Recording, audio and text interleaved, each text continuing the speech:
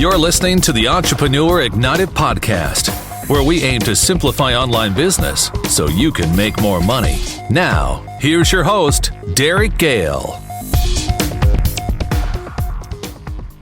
Welcome to the Entrepreneur Ignited podcast. This is your host, Gehl, and today I have what I would consider one of the founding fathers of internet marketing, someone that's been earning a living online longer than just about anybody I know, and really empowering other people to do the same for a very, very long time. So without further ado, I'd like to welcome Marlon Sanders to the show. Marlon, thanks very much for being here today.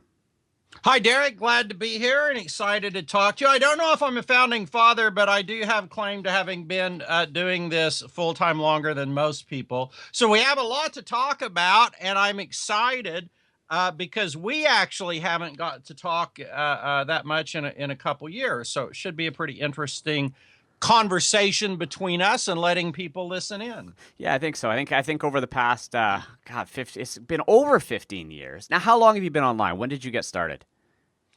Well, I was marketing on AOL and CompuServe pre-World Wide Web, and then I was hired to be a copywriter for a marketing guru at the time who spoke at Gary Halbert events and so forth. And this thing came along called the Internet Pre-World Wide Web Day. So Phil was the owner of the company and was marketing on the text-based internet. And I was his copywriter. And then the World Wide Web came along. So, he was aggressively doing what he could on it at the time. He saw the opportunity, but it was still so new, he didn't fully understand how to cash in on it. Yeah. So then we started doing seminars in, I think 1996, through Phil and through that company, we hooked up with a seminar company, and then we started doing the seminars around the world in 96 on internet marketing. And then we started doing the Boulder seminars in 97, I think, or 97, 98. The Boulder seminars. Wow. That was a very first internet marketing seminar I'd ever been to. Those were like the first four or five. I think we were doing them, and then there was maybe one or two others, but there certainly weren't many at the time. No, and I mean, if you were doing internet marketing events in 1996, those had to have been one of the, if not the first events in that space. Yeah, there was maybe, it was viewed as maybe the only event, but I think there were probably a couple others around. Derek, it's funny because you have such a self-centric view of the world. And so there's things I've heard about, things I didn't even know about that were going on because it's such a big world out there, right? Yeah, for sure. Yeah. But anyway, it's been around a long time and seen so many changes, especially, Derek, as you know, the last few years. When the internet came along and World Wide Web came along, the pace, everything accelerated. And in some ways you would have thought things would have slowed down, but it seems to me they're getting faster. I don't know if they are or not, but it seems that way. And I agree. I think they are getting faster. And, this is definitely something I want to explore with you today. And I think, now here's my take on it. The reason I think it's getting faster and faster is because the barrier to entry from a technical standpoint is so freaking low now. I mean, when you think back to, let's say, the late 90s, right? Like if you wanted to build a web page, you needed to know HTML. And you needed to, ordering systems and stuff like that. It was complicated, right? Like it wasn't easy. But now you've got things like lead pages, ClickFunnels. You've got, anybody can go in there and set up pages. You got PayPal to take pay. So I got to figure it's this barrier to entry so low. Now there's even more and more people that are jumping online. I don't know. That's my take. What do you think? Well, I think that's a great point, and it's interesting because, my first affiliate program was with something I'm sure you remember, Hypermall. Juade over at Hypermall had custom programmed his own affiliate software. Yeah. So I was on that before a SOS track, and, not a lot of features back then, and then ebooks. My first ebook was in Dream something. I don't even Dreambook or something. It was you just had so few tools. But it's interesting, Derek, because there's lower barrier to entry, and yet there's a higher barrier to entry. And I'll explain, is that you have just thousands of people coming on now. But one of the differences is, I see people that have been in the, okay, let me give you an example. The other day, I talked to a really talented guy, 19 years old, 19, Derek, 19, right? A kid. He's doing SAS software with a team of programmers, and his launch designs for his products are like drop dead amazing, and he's doing video that looks pro, and he's 19. Wow. He'll do $1 million this year. And, so what I'm saying is you have people coming on the internet today who are brand new. And there's a low barrier to entry, but man, they're putting out high quality stuff. I guess is what I'm trying to say is it's not like that you got these people coming on and they're new and they're doing really shoddy pages. Mm-hmm. And I mean, partly, I think you mentioned ClickFunnels and some of these new tools, lead pages. And I'm not sure how some of it's getting done. I see some stuff from relatively new people, and you're like, wow, in fact, just before we started talking, I sent you one. I mean, the guy may have been around a long time. I'm not going to mention his name, but he may have been around. I don't know. I don't know who he is. He just popped up out of nowhere, and his graphic design is like jaw-dropping. Yeah, it was fantastic. But that page, and this is what I love about it. And you're right. I'd never heard of this guy before, but it was a fantastic presentation, right? But, the technology behind that, I'm pretty sure all he's using is ClickFunnels, a couple nice screen caps, a professional photo, and some stock images. And he's created this incredible presentation. So you're right. The bar has been raised as far as your minimum level of quality to actively participate and compete. There's no question about that. And that brings me to an interesting question. You've been involved in this for a very long time, and you were a copywriter. Were you a copywriter prior to the internet as well? Yeah, what happened was, when I was writing for Phil, I mean, the World Wide Web didn't exist. The text-based internet existed. Yeah. But we were doing, he had a direct mail driven business. So I was writing direct mail, and then and a catalog business. He had information products and a catalog. I wrote his catalog and so forth. And they did a lot of phone sales. So they did direct mail and they did phone sales. The direct mail drove the phone sales, and they had a really slick thing. This company that later I spoke for, a seminar production company, they were doing 900 numbers at the time. But this is a big company. It's a $3,000 a day, 900 number seminars. Mm-hmm. And they were sending Phil 60 leads, new people, inbound phone calls a day, 60. Wow. A day. So he had zero lead cost expense. Yeah. Zero. So yeah, I was writing copy for him, and then the World Wide Web came along, and then he hired Lou Williams, who was trained in copywriting, who Gary Halbert said was his mentor, Thomas Hall, way back in the 40s or 50s. But Lou was trained by him. And so then Lou kind of helped me with my copy, edited a lot and so forth, right?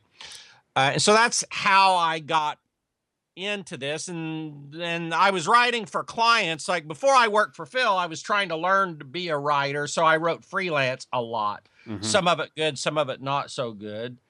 And then later, after I got pretty good, I had I got paid quite a bit of money to write letters for people, right? Yeah. Okay. So let's go back to the 90s when you could effectively take a sales letter with no images, like write a good direct response, long sales letter, maybe some bolding, some italics, and a buy now button, put it online and get good results. Okay.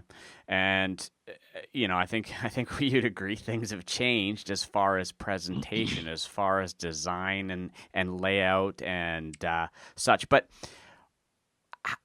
how would you compare the sales process that you were taking people through, let's say 10, 15 years ago, to the sales process that we're now taking people through online? Is there any big fundamental differences other than the presentation and layout? Well, it's a great question, Derek, and I probably ask myself that question some mornings when I'm brainstorming, because well, I'll just tell it like it is. I'm kind of mid-50s, and it's not an excuse to say you don't change as easy as you did when you're age 30, but it's also the truth. I'm not saying you can't change or adapt, right? Yeah. I'm just saying that it's like a groove in the road that's really deep, and you need to dig a new groove. You keep getting sucked back into your old groove, And so the long and short answer to that is yes, I think things have changed dramatically in that, I just like that guy I just sent you before we started talking. The guy is selling high-end stuff, but he doesn't have long-form sales letters. Yeah. He does not. I was just thinking about this when I was having a sandwich before we met up. He doesn't have any long-form sales letters. He has video sales letters. He has webinars that go to an application that go to the phones, where he then closes them, where a salesperson closes them on a big ticket over the phone, right? There is no long-form sales letter at all. Yeah. And when you see longer form sales letters, like on JVZoo, they're for something for $10. Yeah. What seems to have vanished is, but I'm not sure why, is the long form sales letter for big tickets. Now, that doesn't mean it doesn't work. What it means is, first of all, it's a very high skill level to write those, and not very many people have the skill level to write those. Apparently, it's a lot lower skill level to sell doing webinars and VSLs because people are selling really big tickets with those like crazy. Yes. And you don't see them doing it with the long-form sales letter. So I think the skill level to do a long-form sales letter is a lot higher. Now, having said that, 2 weeks ago or last week, I sold what was it? Not an expensive product, $100 product with just a sales letter PDF because I didn't have time to. I have the girl who does my graphic design is busy working on a new product, right? Yeah. I didn't want to distract her to do the design. If I go out and hire a designer, it may take them a month. I have a product I'm getting ready to launch, and I hired it as one of the fancy new designers to do. It took him a month and a half to get the design done. Ugh. And it's a $10 product. Yeah. Yeah. What's wrong with that? But it's a really slick design. It looks fantastic, right? I couldn't do it. Yeah. I could not. I tried. I could not do it. The guy's good, but it took like a month and a half to get it. So I'm just like, screw it. I'm doing a PDF. But I'm also pretty confident that it just didn't sell as well as it could have or would have with a slick web presentation. And then, of course, if I took the time, I could do it as a webinar or a video sales letter. I'm just an old school writer. So it's like, I don't know if you find it hard to do video sales letters or not, or like a little grueling. I find them grueling to do. I could write in my sleep. Yeah. And it's interesting because it's fresh in my mind because I actually just finished a VSL, a video sales letter yesterday. Well, you're perfect because you just went. Was that a grueling experience for you, or were you like doing it just as easy as you would write a letter? In some ways it was easier. In some ways it was more difficult. Let's hear it. Let's hear the easier, and let's hear the difficult. So here's what I find with a long form sales letter.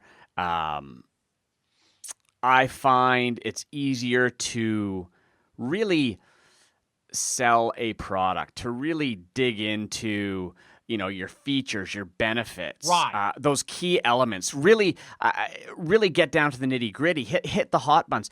Whereas in a VSL, you can't go into that much detail, or your VSL is going to be it's going to be an hour.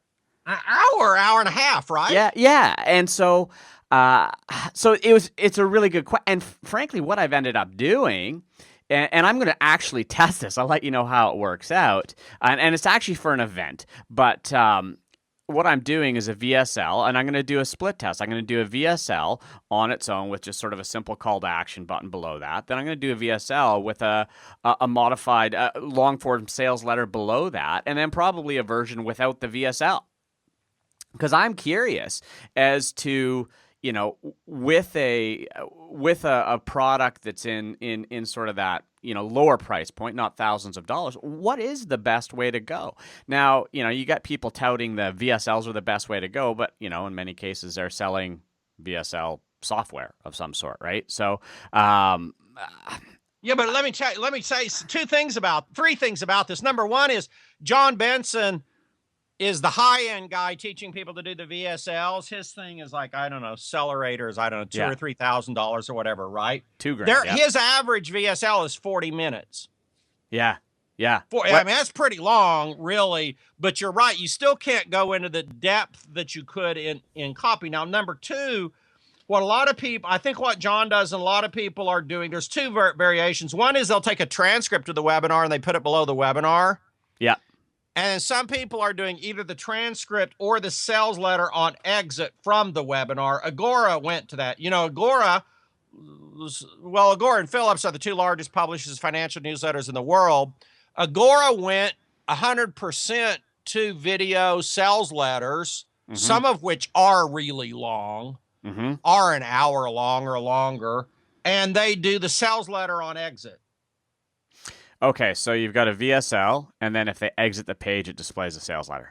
Yeah, and I mean, you can find all their stuff on Newsmax because Sure. they run all their financial and health ads on Newsmax, so you can. But some of their VSLs are, of course, they have extremely highly paid people, right? The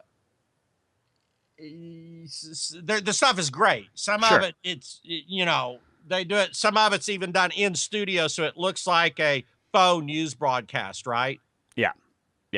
It's good. It's good stuff. But let me ask you that.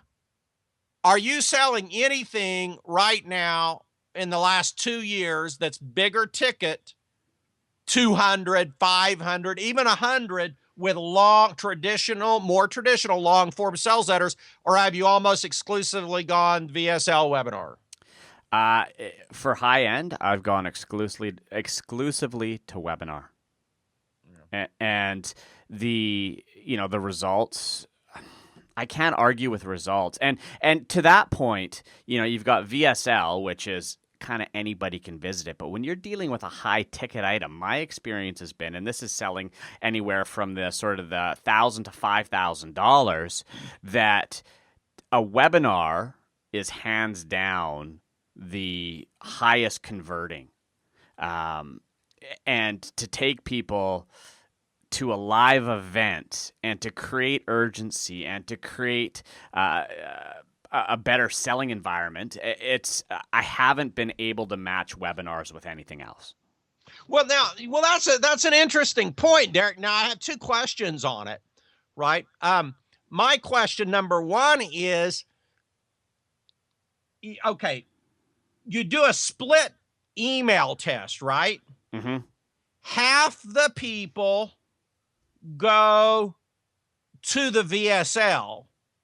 Half go to the webinar sign up. You can't just look at the conversions on the webinar. Exactly. You have to look at the total dollars per click, because a bunch of people ain't going to sign up for the webinar, aren't going to make it. Totally they may sign agree. up, but they don't show up. Yeah. And if they show up, they don't stick. They may not stick through it all. So the question I have is, have you compared dollars per click to dollars per click?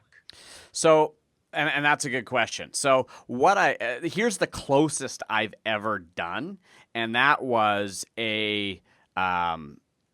post a workshop that I'd done. I did a follow-up webinar, okay? And I had always done a follow-up webinar where I would drive them to a live event. I'd be live there on the webinar. I'd open up to a Q&A after doing the sales process, et cetera, et cetera. Then I decided, I don't want to have to do these live webinars following it. I'm too tired. I'm going to do a pre-recorded, effectively a VSL, publish it live, drive people to it.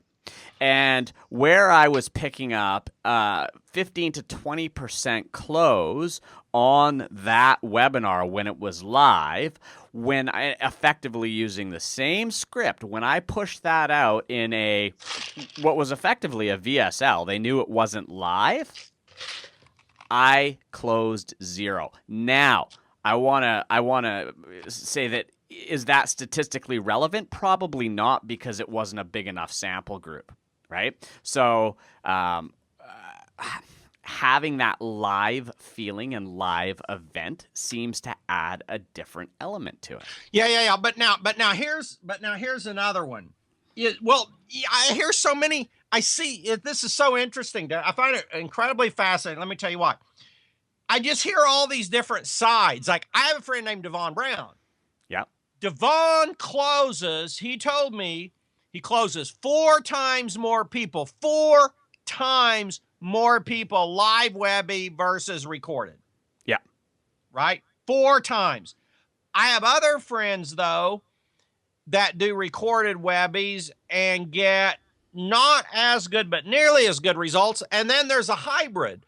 The one that is killing it right now, and I don't know if you've tested it or not, but Stealth Seminar has what's called the just-in-time feature. Yes. And it's killing it from the people. I haven't tried it, but from the people I talked to, it's killing it. And here's the difference. If you send them to a webinar recording, they know it's not live, right? Yeah. It's a recording. They blow it off, whatever. Now, the problem with the typical webinar sign up is, let's say traditionally the webinar live is 4 days from now. Oh man, 30% of the people that sign up are going to show up. Mm-hmm. That's horrible. So, Stealth Seminar comes along, and you sign up. It's 2:24 my time right now as we're talking. You sign up right now, and the webinar starting page comes up, and it shows that it's starting at the top of the hour. Yep. And there's only one time. It's not like you can sign up for 4 times today where they know it's recorded, right? Yep. There's one time, the top of the next hour. And what's interesting is if you leave that browser open and you go mucking around in your other browsers, yeah, when the top of the hour hits, boom, it pops up. That's brilliant. It pops up right in your face. And because I've had it happen more than once, I go to the page, I sign up, that page comes up, I forget about it, I open a new tab, I'm off, boom, the webinar starts, all of a sudden it's in your face.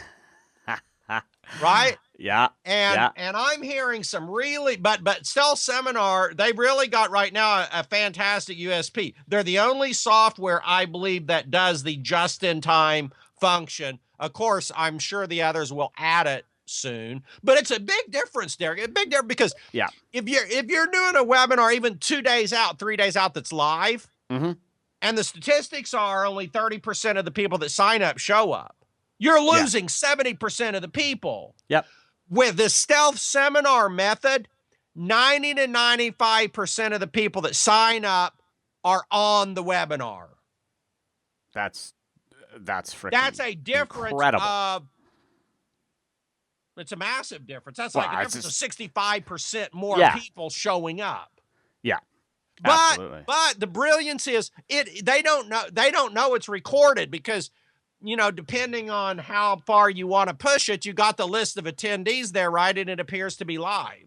Yeah. I I can't say enough good things about stealth seminars. And Jeff, I actually interviewed him on this podcast a few weeks ago. And have you tried out the just in time yet? And I saw it in there when I was setting up some stealth seminars not that long ago. And I didn't explore it. I thought, oh, that's kind of cool. But now that you've walked me through it, now I'm actually really excited about it. I had stealth, and I just didn't know this. This is kind of like an inner secret, and it's like something that the people that know don't really want to talk about it. Right. Yeah. It's funny because they kind of don't want to spread it. They kind of don't want to spread it around because the guys that are doing this from Facebook ads to webinar sign up. Yeah. Do you understand how big of an advantage they have? So 2 dudes out there, both pitching a coaching program with Facebook ads, right? Yeah. The one guy don't know. So he's having people sign up for the live Webby 2 days from now, and he's losing 70% of his people. Oh, easy. Yeah. The other dude's doing the just in time, and he's getting 70% more people on the webinar for the same ad money. That's it. Yeah. It's a no-brainer. I mean, he's going to crush the other guy, right? Yeah. It's funny. I don't know why Jeff has not he promoted this, hasn't talked about it. You would think he would be in your face, wouldn't you? Yeah. I don't mean just like, oh, this is a nice feature. This is a game changer. This is the silver bullet. Yeah. Ain't anybody else got it. It's the silver bullet, baby. Yeah, that's got to be his headline right now.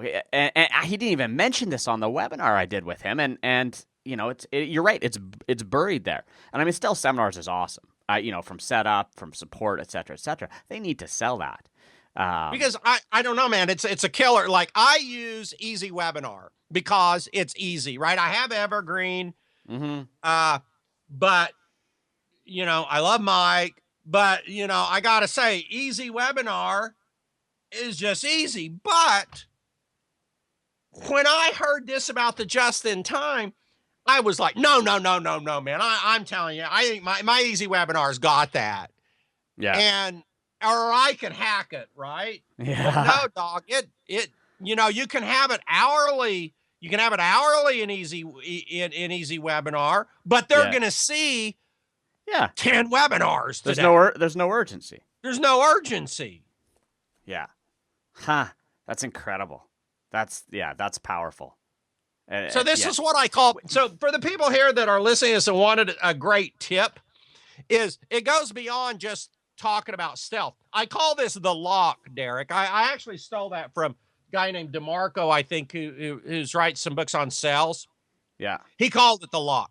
And so the lock is he uses it in in-person selling.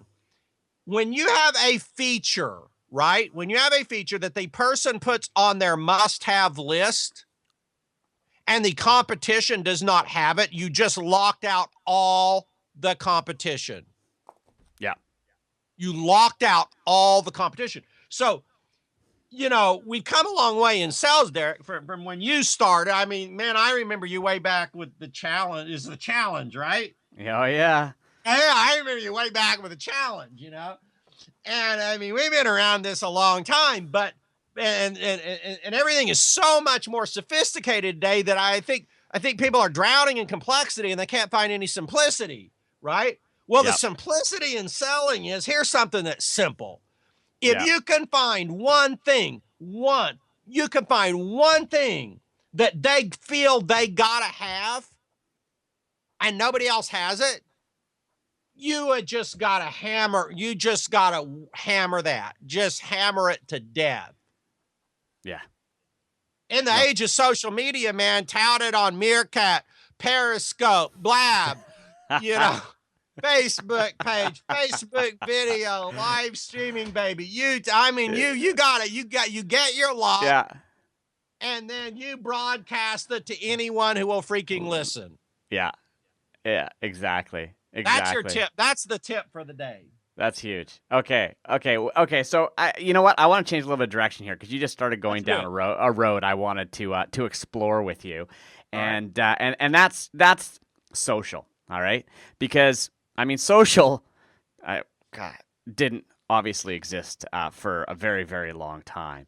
And I've been watching you on social. You're pretty active, and now we're about to go into this whole new world of periscopes and meerkats and such. Now, I guess my first question is what are you doing with social right now that's working well for you? Okay, so this is really embarrassing, Derek. Okay. I've only done Periscope a few times, not because I don't want to, but it's like, I'm having to change my whole business model. Yeah. And I was a slow adopter because of wishful thinking, Derek. Sometimes there are points in your business where you just have to be really honest and say, no, on this point, I was slow, right? I didn't want to adopt some changes in price points and just what we were talking about, changes in the web design. Yeah. I mean, all my web designs, most of them are still the old designs. Yeah. Right. So we're having to change to try to come up with which tool are we going to use that I feel we can have an infrastructure I can live with. Lead pages, click funnels, this, that, or the other, optimize press, blah, blah, blah, blah, blah, right? Yeah. So anyway, I'm in the midst of these things and then creating some new products and also trying to adjust the new products to not only new pricing points, which then changes your OTOs in your back end. Mm-hmm. And then also changing the sales process from long form sales letters, just like we're talking about, to Webbies or VSLs. And this is a challenge for me because I am not a verbal salesperson. By years and years and years and hundreds of sales letters, I'm a writer, right? Yep. And it's changed. It's changed. So like this last weekend, I spent it out at a Danny Johnson seminar. I actually teaches sales tactics to MLMers, but she had a San Antonio seminar where I live. And I'm like, how can I not go? She's like one of the best in the world at teaching some of these sales closing methods, right? Yeah. So I have to up my verbal game. So to make a long story short, I haven't been on Periscope and Meerkat like I want, right? But having said that, just from the little I've done, like if I grabbed, I don't have my smartphone with me, my iPhone, but if I had my iPhone right now, I bet in the last hour, I've had at least one person add me on Periscope and maybe two. Like my Periscope is blowing up and I'm not even doing it hardly. Sure. It's just blowing up. And so it's kind of like when the internet came along, and you either adopted it or you didn't. It's really, I really think if you are able to and you can find the time, I think you have to be an adopter of this technology. And I know I have a difference like with some people. Like Bob Bly does not feel this way at all. Bob Bly is a respected writer of many books, been around a long time, right? Yep. But I have massive differences with Bob, although I respect the living heck out of Bob. He's a fantastic, incredible marketer and so forth. But he is not an adopter at all, really, of these new media and doesn't see the use for them. I believe he thinks they're just a waste of time. And I see it, the guy I look at and follow personally is Grant Cardone. I mean, first of all, he owns $250 million in real estate. He's looking to buy another 30 to 50 million aggressively. He'll do 100 million this year. He has 25 salespeople on the phones nonstop, and he doesn't spend money on advertising. It's all generated from YouTube videos and social media. He does 3 TV quality shows a week for YouTube. He's on Meerkat and Periscope 5, 6, 7 times a day. He's number 1 or number 2 on Meerkat, and certainly I'm sure in the top 10 on Periscope.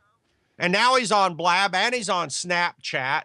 It's like, the guy is generating leads just with social media and YouTube for a team of 25 full-time in-house salespeople. Wow. I mean, it's a machine. The guy is a machine. I mean, he uses all these people that you hear these people go, oh, you can't use Periscope for business. You ain't going to generate leads on Meerkat. You're wasting your time on social media.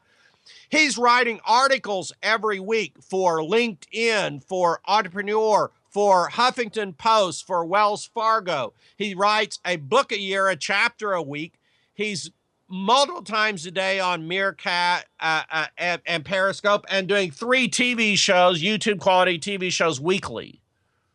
Jesus. And generating, like, fueling a team of 25 highly aggressive, highly talented salespeople who also use Periscope, by the way. They broadcast sales meetings. They're late at night. They're on Periscope nonstop. The different salespeople come on, and it's crazy. It's like so anyway, that's my take on it. Is my only frustrating thing is because I'm involved in having to finally adopt some of these changes to the web, which I'm a little embarrassed I drug my feet about. I haven't participated, especially in I really find Periscope and Meerkat, they're incredible tools. They're incredible tools, but they take time. Yeah. Right? It's a commitment. It is an absolute commitment. Now, let's dig into these two channels. Meerkat and Periscope. Well, yeah, you also have the Facebook streaming, which I haven't even used yet, but Facebook saw what was going on. Twitter bought Periscope, right? Yeah. Yeah. And Meerkat was probably hoping Facebook was going to buy them, but instead Facebook just started their own. So now they got a streaming something or the other. I don't even know how to use it. But so now you really got 3 of them. And then there's another one, I forget the name of it, but there's a 4th one that's trying to be a player also. So anyway, go ahead. So here's I'm with you. I haven't fully jumped into those yet. And I've been experimenting with them. Same thing. I set up a Periscope. I put a few videos in there, and all of a sudden there's people following you daily, and you're like, where are these people coming from? Now, here's where I'm interested to see how the Meerkats, the Periscopes, roll out, because effectively they are almost like an interruption advertising.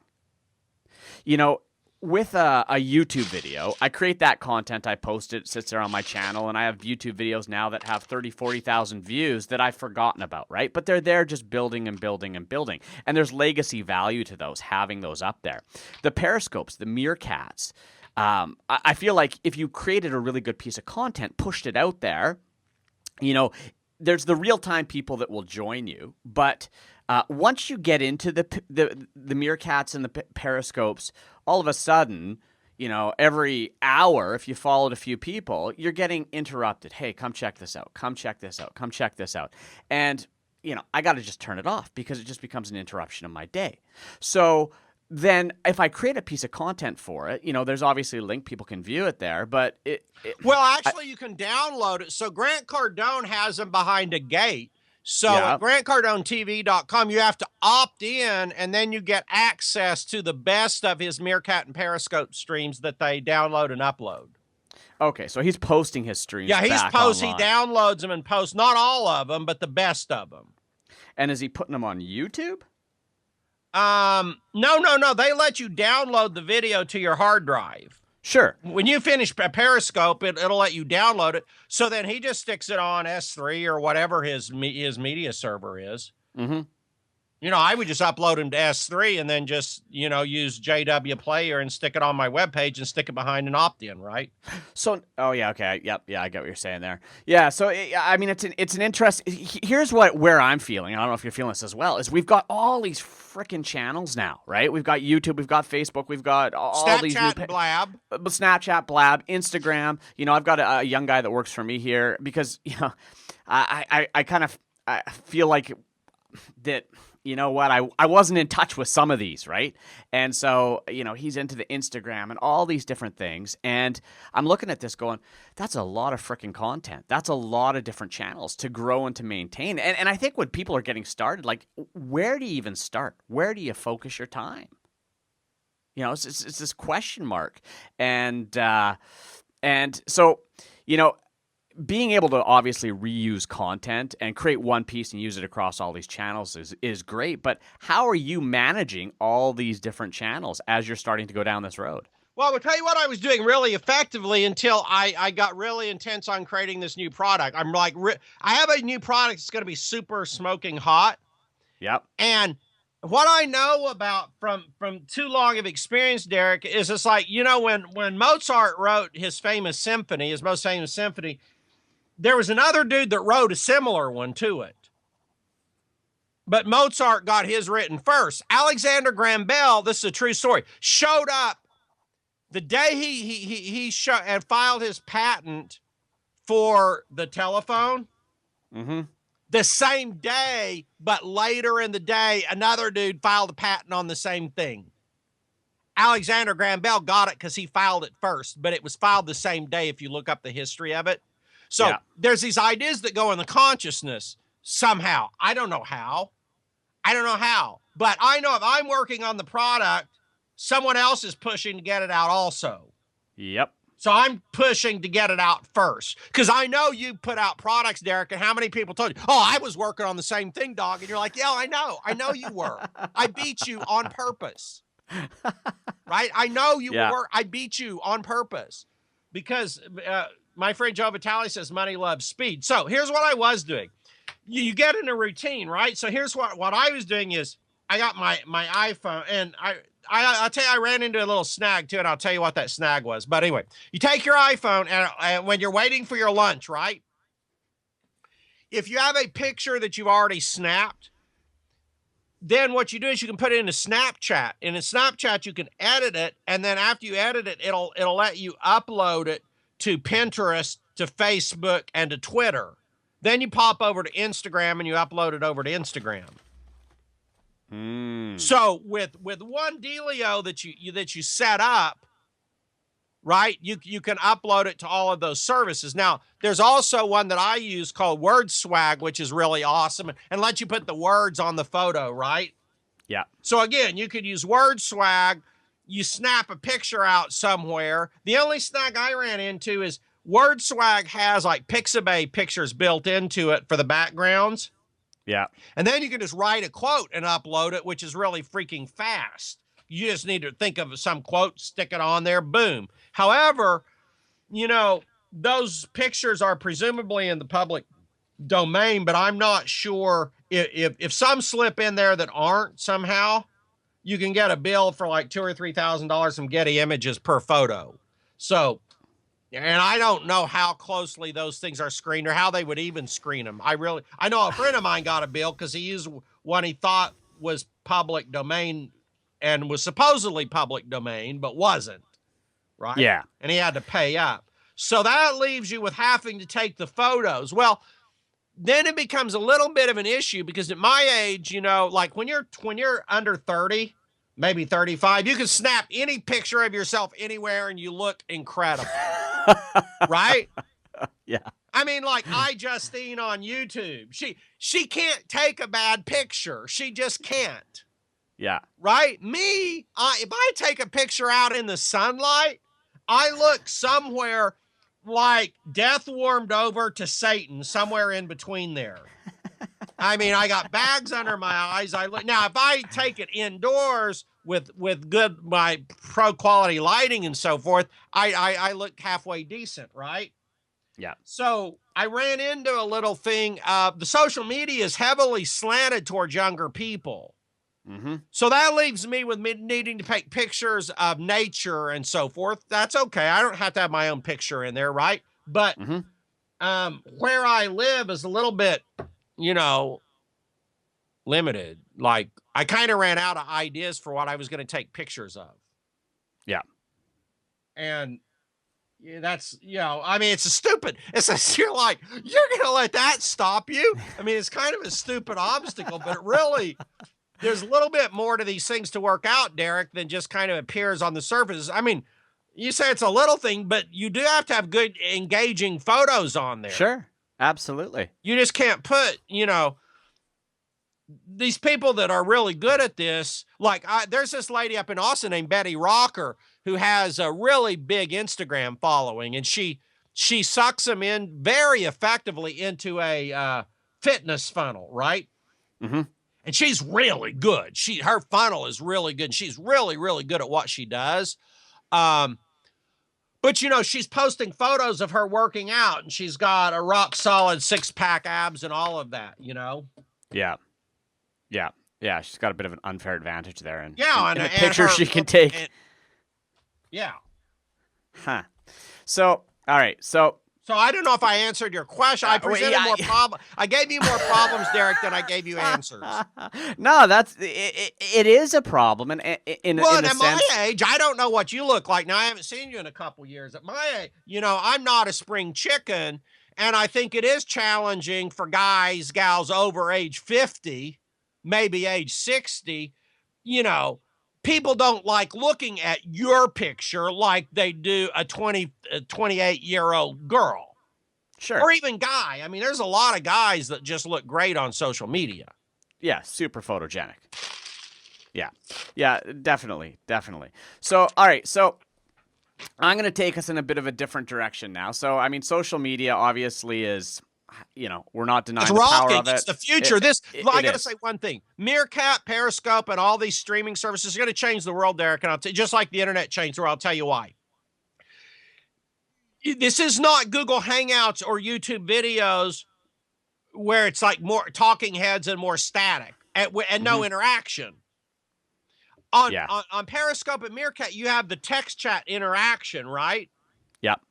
Now, not only that, Meerkat started a thing called Cameos, where if I'm on a Meerkat, I can pop you in for 60 seconds, your video in for 60 seconds, and you'll be on camera instead of me. Really interactive. So Grant Cardone is using this like crazy. Like he'll ask a question and then start cameoing in different people to answer it. And they don't have to have a webcam. They're on their phone. Sure. Right? Yeah. It's freaking amazing. And talk about testimonials. He sells products this way. I'll be like, hey, who bought my Secrets of Closing the Sale? That wants to come on Cameo. Okay, you do, Tim. Hold on. I'm going to put you on Cameo. You ready? Okay, great. Boom. All right, tell me what you thought. And there, Tim's live testimonial. Wow. That's massive. It's powerful.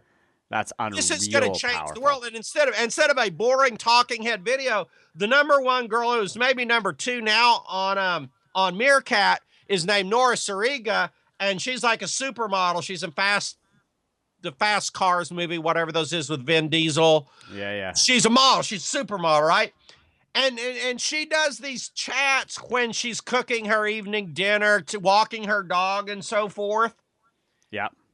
And it's not her doing a talking head thing. She's cooking. She's listening to music. She's dancing. She's walking her dog. It shows her at modeling shoots.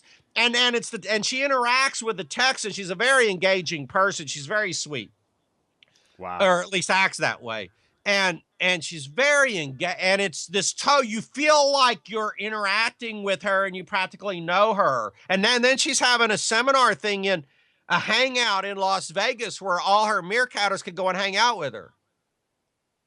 So it's just a whole new level of engagement. It's going to change the world, Derek, because like in the old days, I got a carpet cleaning business, and maybe I do a YouTube talking head video about my carpet cleaning business. Nowadays, I fire up my iPhone and I broadcast live when I'm cleaning Mrs. Jones' carpet.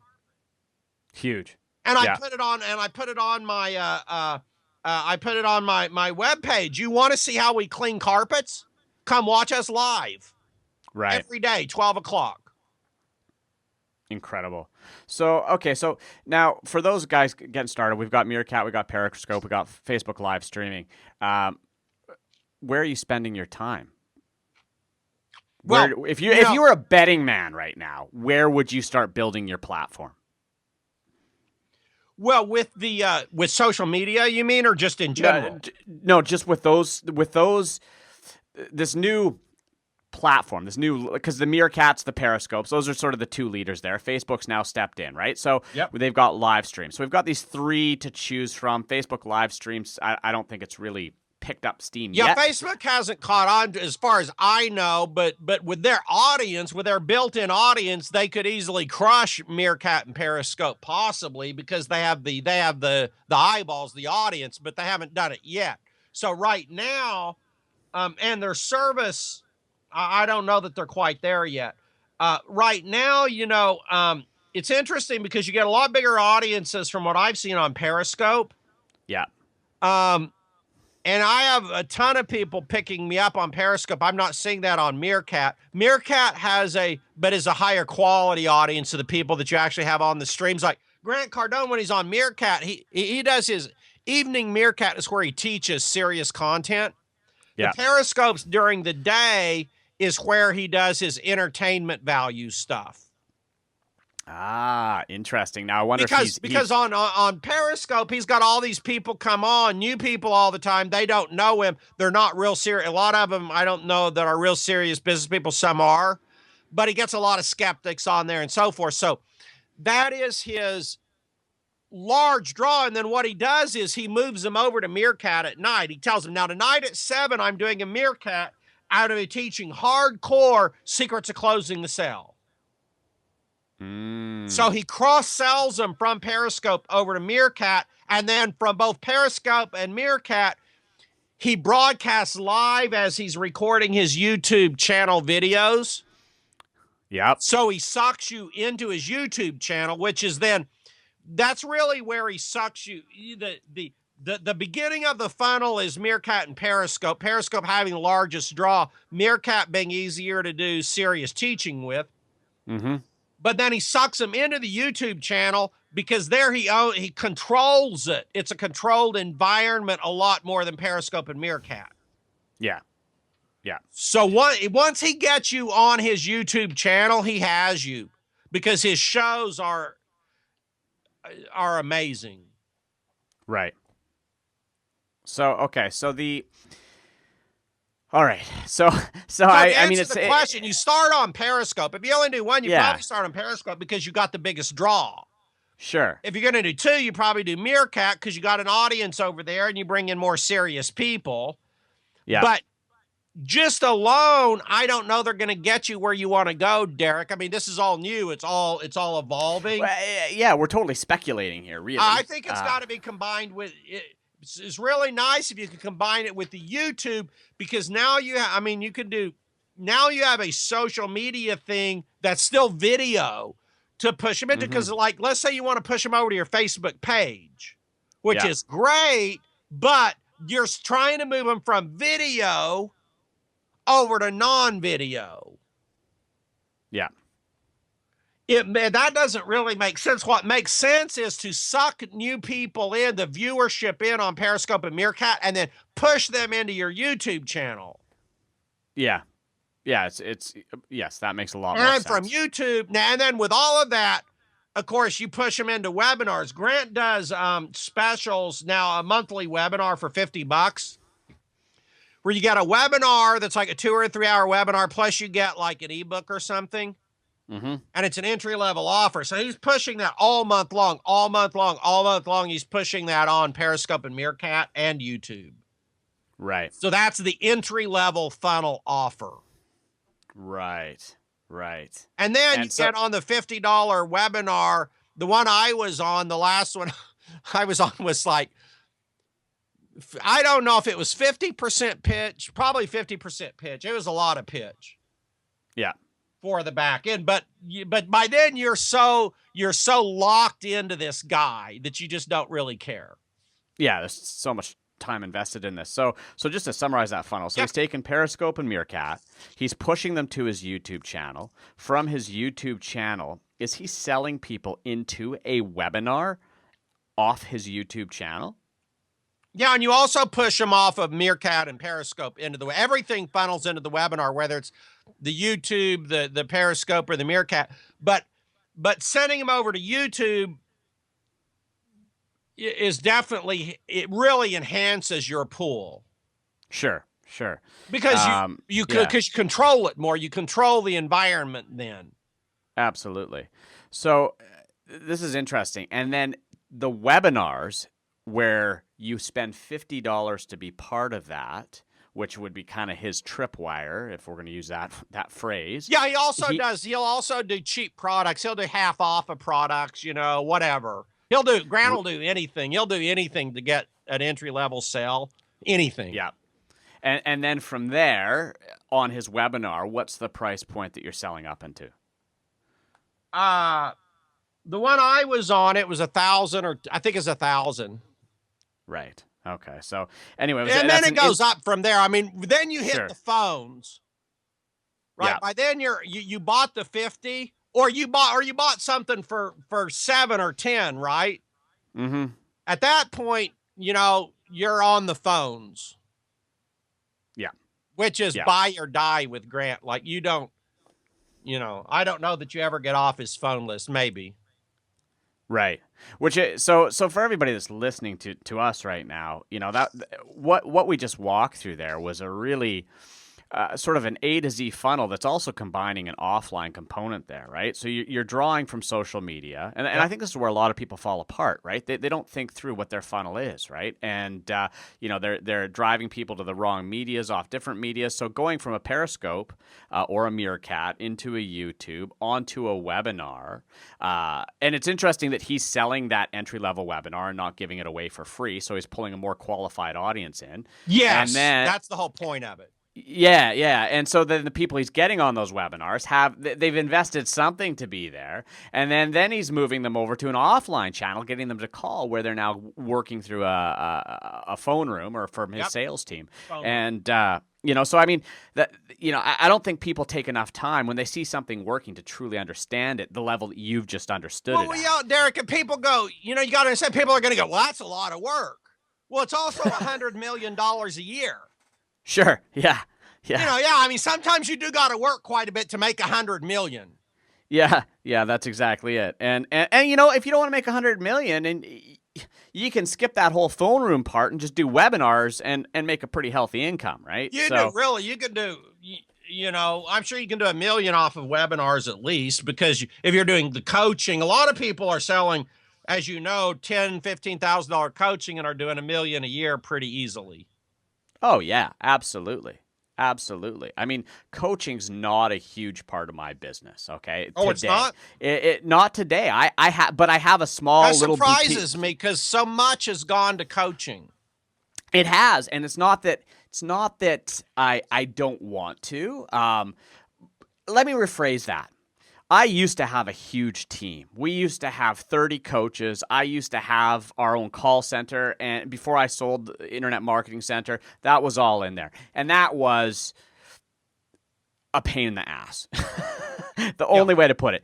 And so I don't ever personally, and it's just my lifestyle choice, I don't want to go down that road again, right? So I now have a little boutique coaching program where I have one guy that services it for me, and somebody that works closely with me that I trust. And that's $250,000 a year, and that's just done off some webinars.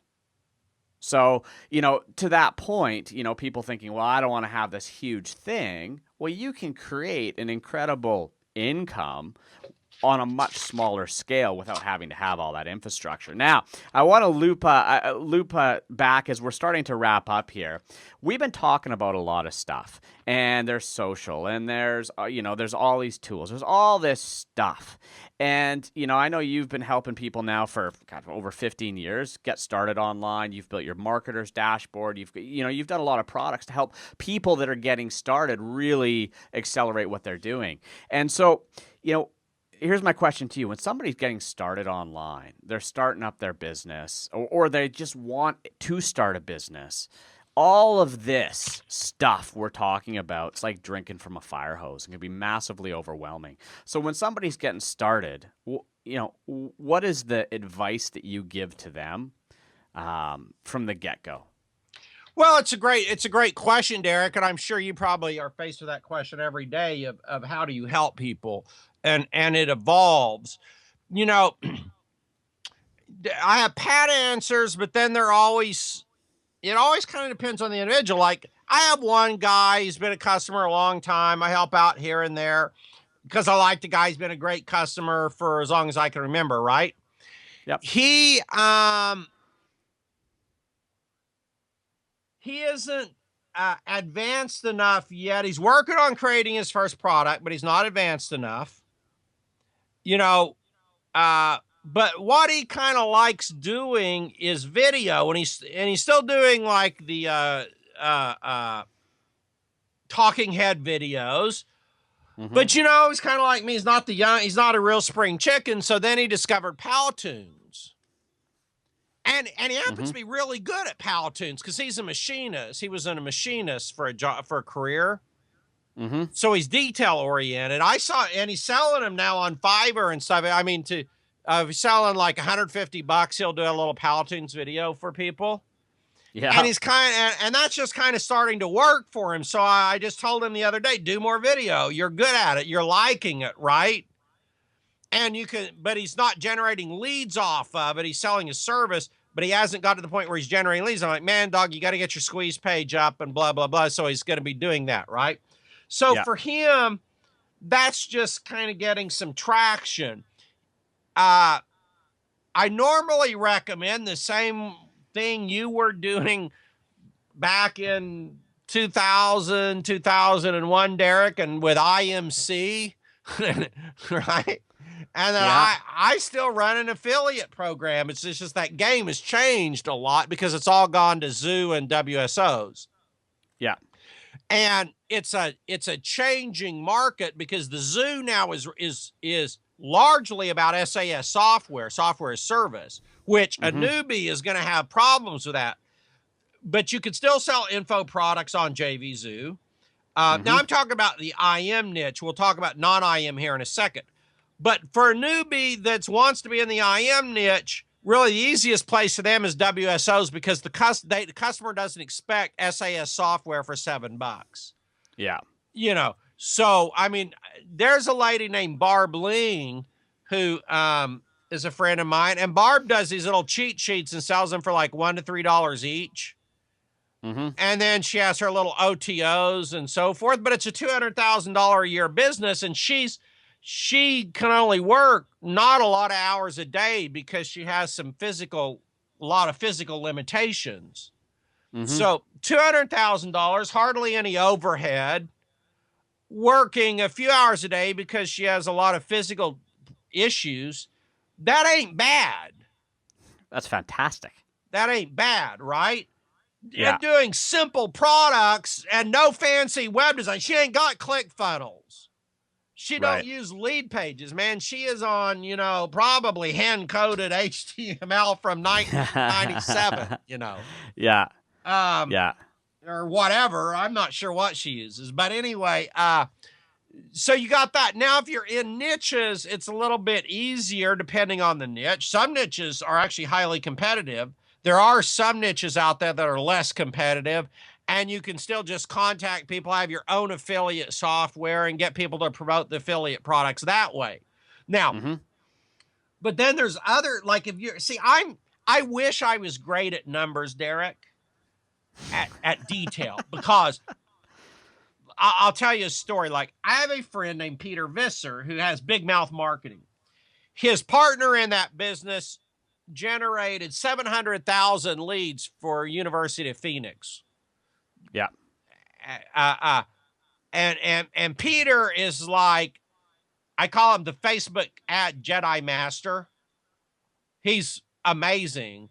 And so just yesterday he put up a new funnel. It was day one of the funnel. And day one of the funnel, he got 500 leads at $1.33 each. Day one. Wow. Day one. And the funnel goes into a $2,000 product back-ended by $3,000 a month coaching. Wow. So it's going to be, and that's day one. That's without ramping up the budget, without optimizing anything. There's no optimization there yet because Facebook hadn't had time to optimize it, right? Sure. And he's going to have his opt-ins down to like 30 cents after it optimizes. So my point of that is, but he has great attention to detail. Like he's setting a 1-day retargeting. He's got a 1-day retargeting custom audience, a 3-day custom audience. Then he's got the big pool custom audience. He's got a dynamic email sequence made an active campaign so that every single customer gets a different email sequence depending on what they open, what they click on, and what they watch. Wow. How about that? Like, I didn't get that. I didn't even understand that concept until he showed me yesterday and my jaw dropped. Yeah. Like we never seen this. Derek, imagine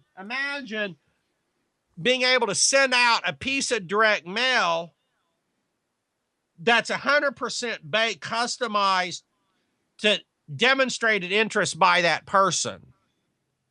I mean, that's what you can do with email now. Like, what they're clicking, what they're watching, what they haven't. If they haven't watched it, you can send them an email. If they clicked it but didn't watch it, you can have a different email thing. Everything is the whole entire sequence is dynamic.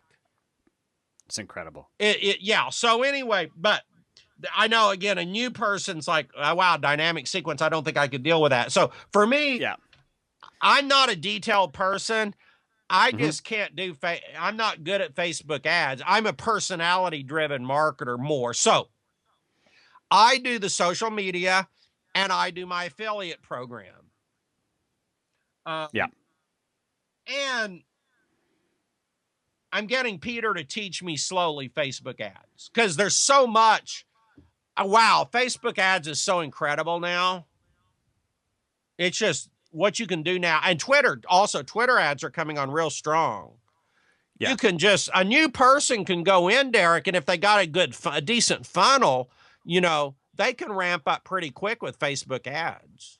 Oh, there's no other source of consistent, reliable, quality traffic that matches, I think, today for the cost per click to Facebook.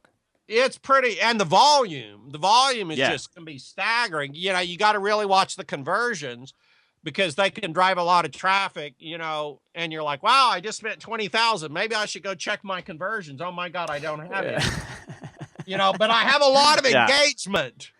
According to Facebook, I engage the crap out of these people. So you gotta know what you're doing and watch conversions. The other thing I'll say is this. Derek, I don't know if you know the people doing this or not, but it blows me away. Is like, I had a friend named Claire. Claire was making, I don't know, 10 or 20,000 a month. I think she was doing about 10,000 a month. She joined a coaching program that teaches you to hold the consultation, the strategy session, right? Mm-hmm.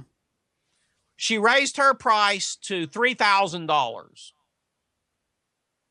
Her second month doing that, she went from 10,000 to 100,000 in month 2. One strategy. Just that one thing. And that's all she's doing. She keeps topping. She keeps hitting 100,000. She's raised her price now to $4,000. And it's just an 8-week coaching program. It's not like it's 4,000 and she's got to coach them a year. Yeah. And then she has a mastermind also. So I know that when you ran IMC, you had all these coaches and all this complicated stuff, right? But if somebody can come in and just do the Facebook ads, set them to the webinar, from the webinar to the application for the strategy session, and sell a 3 or a 4,000 something, they can go from not making any money to really good money and maybe spectacular money. Guys and gals are doing it, Derek, now in a matter of 2 or 3 months. Yeah. Oh, I'm seeing it all the time, and it works. I mean, I've been there, and I've tested, I've used it, and it does work. I mean, the associate programs I think are great. I love associate program, and you know why? You know the history of that, right? Sure, but absolutely. For the new person, if they can have someone teach them Facebook ads the right way, I think trying to learn it from scratch is hard. I think you got to have someone show you how to do the Facebook ads and how to do the strategy session. Yes. Would you? Are we in sync on this? I've talked a lot. Tell me what your opinion. 100% in sync, and a couple things for people listening to take away from that is one, the last thing you just said there is don't reinvent the frickin' wheel. It's a stupid thing to do. It's going to cost you so much more in time and money trying to reinvent the wheel, Derek. It just is. It just is. Absolutely. And to summarize kind of what you're saying here too, I think is pick something and focus on it. And so whether that's, mastering Facebook ads and building out a funnel to sell them into something, whatever that is, as people are getting started, I think the biggest mistake I see right now is people get in and they try and do everything and they get nowhere, right? Yeah. So, pick something, focus on that, master it. You get to that level of mastery with it. And, I had one other. What are you putting your new people into? Right now, it's webinars and events. Yeah, so, I really think that's, but where are they getting the traffic from? How are you getting people traffic? Now, are you talking about myself or no? Clients? For your new people that you're teaching them how to do webinars and how to do events, how are you teaching them to get traffic to their webinar and events? Right. Sorry, I was talking about myself there with webinar events. And no. How are you teaching your new people to get traffic, and what are you having them sell?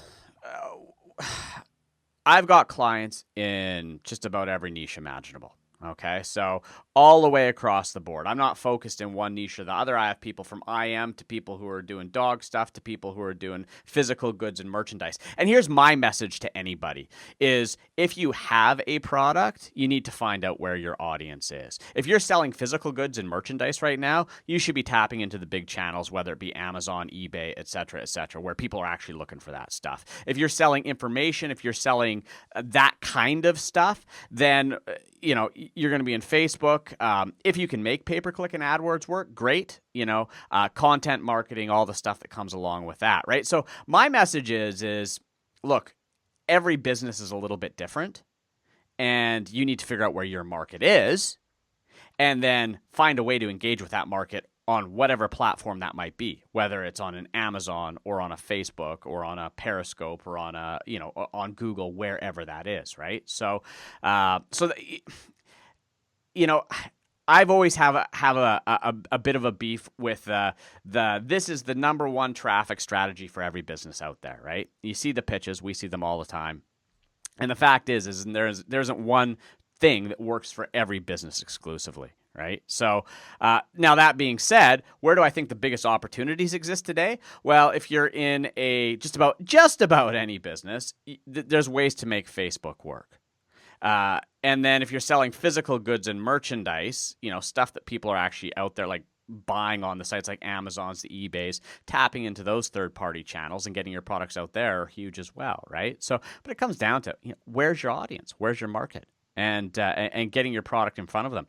And the last thing that really just popped into my head that I'd forgotten about a minute ago that I want to come back to because I think it's one of the most important skills that is overlooked by people that are getting started online today, because people get stuck in you get stuck in all this cool social media and the latest WordPress plugins and all that crap. But at the end of the day, everything you've been talking about, people won't be successful with it unless they understand how to sell and understand that whole sales sequence. And I mean, this goes back to the sequence itself. Still is not all that different than, in my opinion, you can agree or disagree, but to 12, 15 years ago, your amazing formula, right? Well, I wonder about this because I don't have John Benson's VSL formula thing, so I really don't even know what he teaches. I know what still works for me, and it's what you're saying is, people still buy benefits that, they still are interested in themselves and not your product. I don't think these things are going to change. And that's exactly my point, right? Is, people they jump online and they get on Facebook and they start doing all this stuff and they trying to model what people are, these guys that are really successful are doing, but they don't understand what they're modeling. And so, you came into it understanding how to sell. because you were selling offline. You were selling via direct mail. You were in the copywriting world. And I believe that even today, I don't care if you're writing a VSL, creating a script for a webinar, or writing a long-form sales copy. One of the most important skills you can have today is to draft a sales process, which is effectively, at the end of the day, copywriting. And to speak to you're talking about John Benson's Accelerator. And it's funny you brought that up, because I actually bought that a few weeks ago because he's the guy. Oh, good. You can give me your take on it, because I just have friends who use it. Like, I have 2 friends who got it, and out of curiosity, I was just like, is this formula any different than what I've been using for years and has been proven to work, etc. You know what I'm saying? Yeah, and so is it that much different? I'm going to say not really. The core structure still exists there. Now, what's really cool when you get into VSLs and the psychology of the VSLs and how John Benson does it, there's definitely some NLP in there. There's he's really getting into the training of things like pattern interrupts and reframing and stuff like that. So there's some. So really maybe the more stuff advanced, on top of a basic sales structure, he's layering on more advanced techniques. That's exactly it. But when you peel back the layers, you know what? What's the very first thing you're going to start with? A headline. Yeah. Right? Right. And what's the headline formula? It's the same formulas that have always existed there, right? Right. What's your first slide? It's going to be a pattern interrupt. And effectively, it's your first freaking paragraph of your sales letter, right? Right. Yeah, So is it that fundamentally different? No. I mean, what I like about John's is he's a great copywriter, right? And there's a whole bunch of pre-written stuff in there. So he's also got some kind of software or something. Doesn't he have a software or something? Yeah, it's kind of a quasi software. So what it does is you work through this process. We sound like we're pimps for John Benson. I don't even know how I don't know how I got on the topic. It's just that, like, you start talking about I guess when it hits VSLs, his name comes up. It does, absolutely. And VSLs work. Go to ClickBank, right? VSLs kill it there. So, looking at this, it's a tool that walks you through a process of effectively writing a sales letter, but that rather than like your push button sales letters, which you've been there, you've done that. Yep. Rather than producing a sales letter, it spits it out into PowerPoint slides. So. That's cool. So now you just take that PowerPoint, you format it, you clean it up a little bit, add some animations, fire up your screen recording, Camtasia, and away you go, right? So, you need to try one of these out and let me know how it works for you. Yeah, absolutely. Test it. You got to split test it versus a just-in-time stealth web. There's the ultimate test. Here's a great just-in-time stealth seminar webinar versus accelerator VSL. All right. Okay. I'll try and make it happen. I'll try and make it happen, and you'll be the first one to know the results. Yeah, right. And so anyway, the message that I'm throwing at everybody here is if you want to sell online, at the end of the day, Facebook, social media, forums, WSOs, whatever they are, those are just channels to get in front of the audience. But if you don't have a good message, if you don't have a good process, a good funnel, as sort of the buzz phrase today, rather than sales letter, it's sales funnel, you're not going to get a result. And so, I mean, would you agree with that? Well, yeah, it's really interesting because I won't mention his name, but there's one guy I know who, and I kind of admire him. So before we started talking, I sent you over the link to the guy with all the slick graphics, and my God, he's got a 4-video launch and everything is like enormously slick, right? Well, there's this other guy and he's taking people, he charged them $15,000, right? Mm-hmm. And it's an 8-week thing. And here's what they're going to do in 8 weeks. They don't need any branding. They have no slick graphics. They have one photo taken with their iPhone. They use literally a lead pages webinar sign up page with that iPhone photo. Mm-hmm. Right? They go to a scheduler to schedule the strategy session.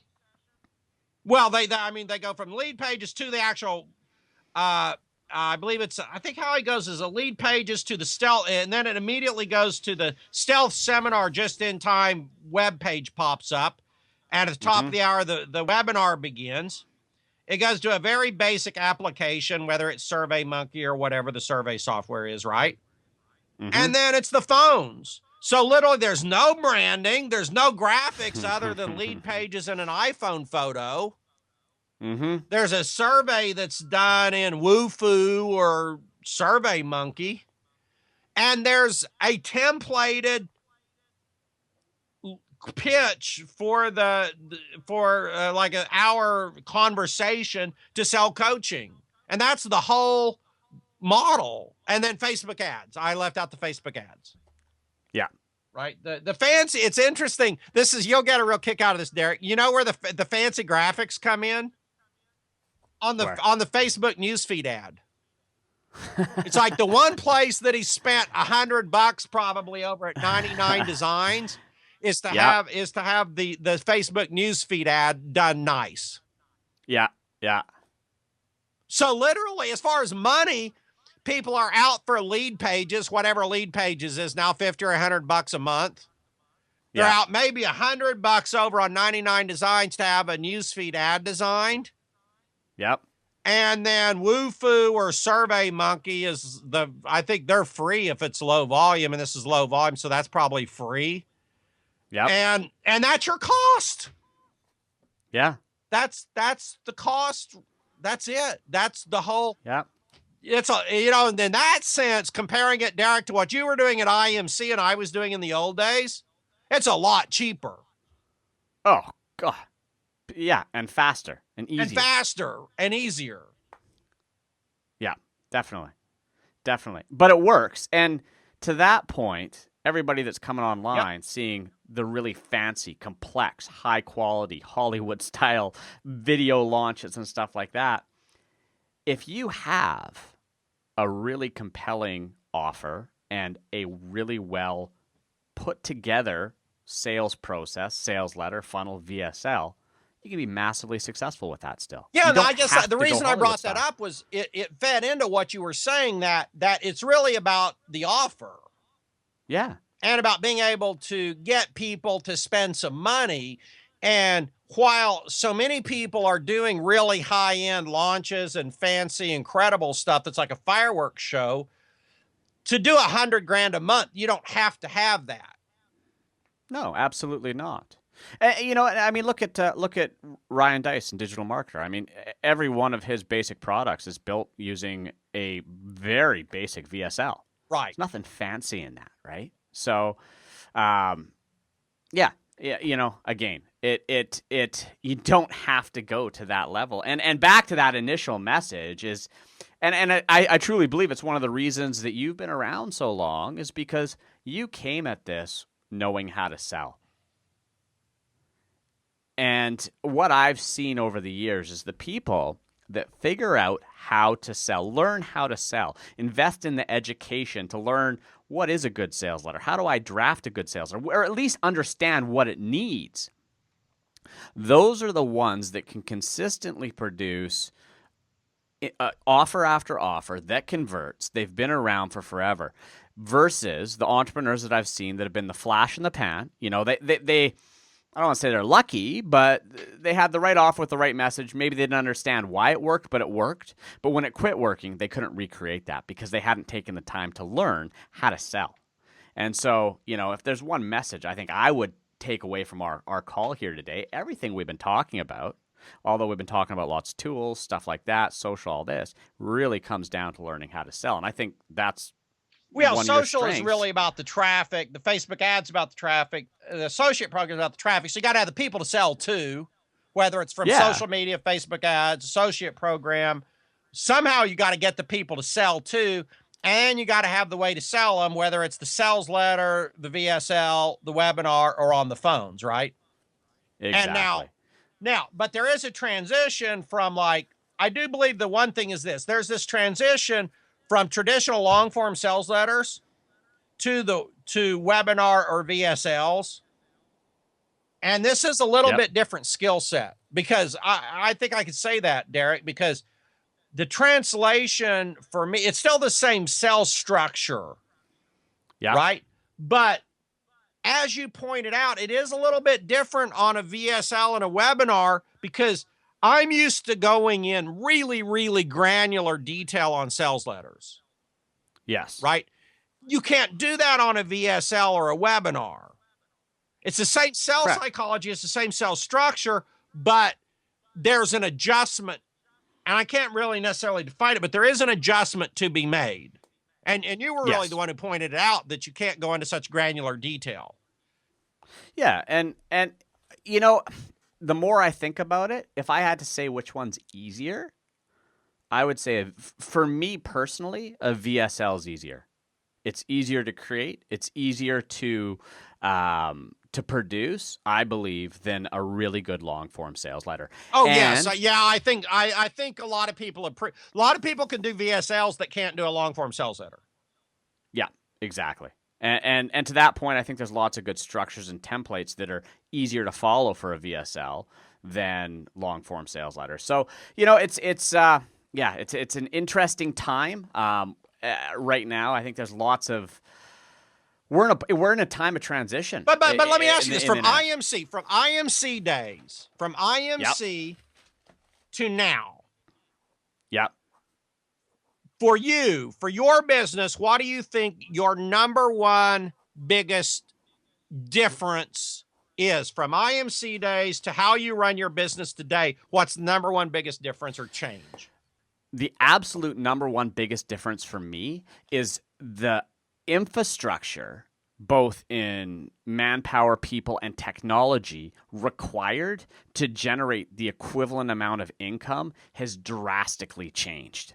So today, I can run a business that does 7 figures a year, and I can do that from my laptop. I've got teams virtually. I can manage all that virtually. I don't have to have my own servers in data centers. I don't have to have programmers to create all of this stuff. So effectively, I think the biggest change for me now is I have freedom, because all of the technology has progressed to a point where, you know, I can sit down and I can put together an entire sales funnel point and click without having to code a damn thing. And so if I had to look at the biggest difference from when, you know, we had 100 people, 2 offices to where I am today, is the ability to create a heck of a lot more income, a lot more scalability in a business, without having to have the aggravations and headaches of all and the those overhead. resources. I mean, The overhead, yeah. offices and employees eat up money like an alligator. Oh, absolutely. I mean, to keep the lights on, when we were turning about $30 million a year, people go, wow, that's $30 million a year. But our base cost, and this isn't cost of sales, okay? This was just to keep the lights on, to keep everybody employed, was over $500,000 a month. You want some pressure. Yeah, that's a big nut each month, right? That's a freaking big nut. You don't run out of sales ideas for next month, you know.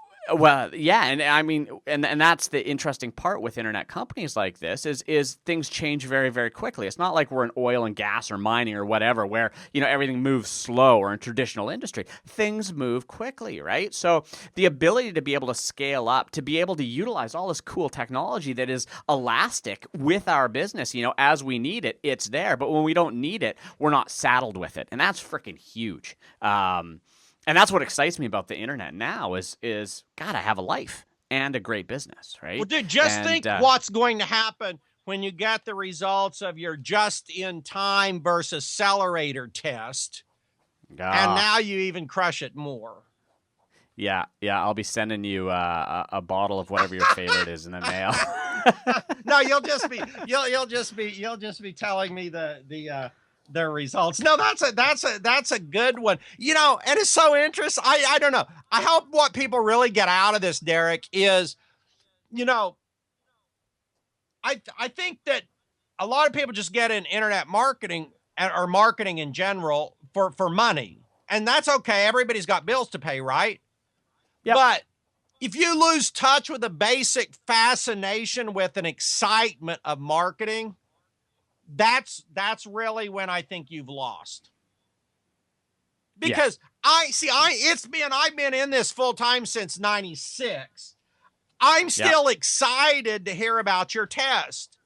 Peter Visser Skypes me, yesterday at 5 a.m. in the morning. I'm having my coffee, and he's Skype, and I'm on Skype going over his numbers from his Facebook test. Right. Because it excited me. And he's doing a native ads thing. It's called native ads on Facebook, which is a whole nother topic, but he's just killing it with it. And to me, that's exciting. So, we talk about the selling, and we talk about the social media and all these different things. But I think at you always hear the trite crap, Derek, about passion and all that junk. And I don't know that those are the words, but I think there has to be this core excitement and fascination, more with just the processes, the learning, the discovery, and still being excited, because you've been in this long as I have, still being excited to perform that just-in-time versus accelerator test. Yeah. And being excited to see those results, right? Sure, absolutely. And I can say that any mastermind group I've been part of over the years that is, collectively made up of successful online entrepreneurs, maybe not 100%, but 95% of the people that have been successful, they all share that passion, that excitement, that, I can't wait to take and test this and see what happens, Yeah. And the people, because they're still turned on by it. Even if it's been a long time, I think you have to stay in touch with just that basic love for it. Yep. Absolutely. Absolutely. And, it's beautiful because we can do this and we don't have to go to an office. We don't have to go to a job. No, but it's going to be so crazy because you're talking about the mobility and low overhead. But Grant Cardone believes desktops are going to completely disappear. He's like, you got to be on mobile, Periscope and Meerkat. He's like, you got to build your business, because he's like, we may not even have desktops in the future. So learn to run your webinars from your iPhone, right, and your iPad. But imagine the kind of where we're headed, Derek. You said you can run your business from your laptop. Pretty soon, you're going to be running it from your iPad, baby. Think about that. And we're almost there now. We're close. We're getting close. And I mean, at the end of the day, one of my laptops is the size of a freaking iPad. I can, so I mean, in theory, you can. Yeah, and you're going to be mobile. That's the other thing is you mentioned mobility. When you had IMC and you got servers and people and desks, you can't get out of the office for more than 3 hours because somebody has a problem and they need you. Yep. Right now, you're entering this mobile thing where imagine, because you can really do it if you're really good with the technology, the cloud-based stuff, Google Drive. You take your whole hard drive and you can literally put your whole hard drive onto Google Drive. You can, it's online. You can literally do it. You can take and have a 100% cloud-based business ran from an iPad and go around the world. This is actually a guy did this recently. He took his whole hard drive, stuck it on Google Drive. Yep. He took all of his apps. Apps now almost, not apps, but programs. Almost all of them now have cloud versions. Yep. So he took his whole entire business on the road for 6 months, 100% cloud. And ran it. I can't remember if he was off an iPad or an iPhone. It was all mobile, 100%. Yeah. Yeah, other than heavy content creation, in the future, your general day-to-day stuff, an iPad would be just fine. Well, you can do Camtasia now on an iPad, but you're probably not. But it's probably not to do it just 100%. It's probably not quite there yet. But I will say some of those video editing programs on my iPad are pretty robust. Oh, sure. I was editing some videos on my iPad not long ago, and the first time I done it, I was blown away by how easy it was, but how good it was. I know. No, that's the same with me. I thought, oh, this will be clunky, and I used it, and I'm like, yeah, man, I don't know. I may dump Vegas Pro to be editing some of this on my iPad. yeah, exactly. And again, it's all cloud-based too. So I mean, I can take it on my Adobe app and access my other stuff, and I'm already in the cloud. Everything's on Google Apps.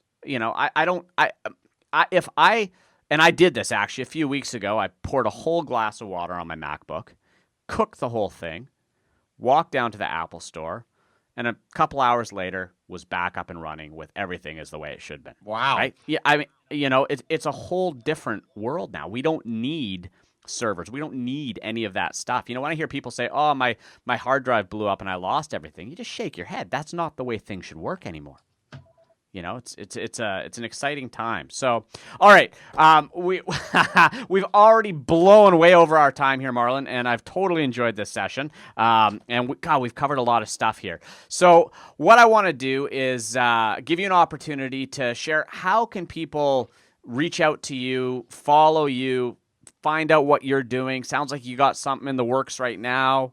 Where do they go? Yeah, we have some new products, but really the best thing is just to participate in some of my content that I have for free. So at facebook.com/Marlon's News, MarlonsNews, Marlon's News.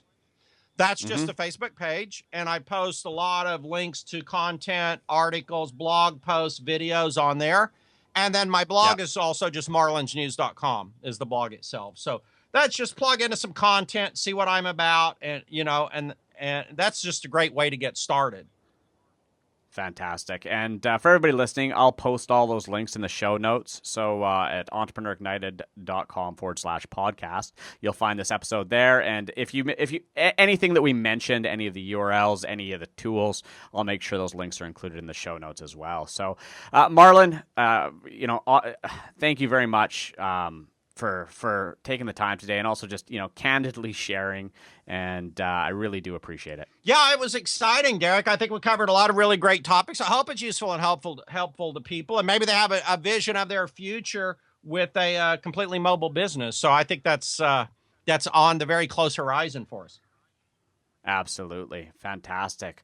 All right. Well, there was a lot of information in there, everybody. And like Marlon said, I hope you guys got a lot out of this. We covered a lot of information, and I knew we would because, again, Marlon's been around for a very, very long time, has done so much. So once again, if you like this podcast, head over to iTunes. Make sure you subscribe there. Leave a review. I'd love to hear from you as well. And as always, you can get the entire transcription of this podcast as well as all the show notes at entrepreneurignited.com/podcast. So I hope you've enjoyed this episode. We have some more exciting episodes coming up over the coming weeks with more experts and insights and information to help you grow your business on the internet. Thank you very much, everybody. This is Derek Gehl signing off. Bye for now. You're listening to the Entrepreneur Ignited podcast, where we aim to simplify online business so you can make more money.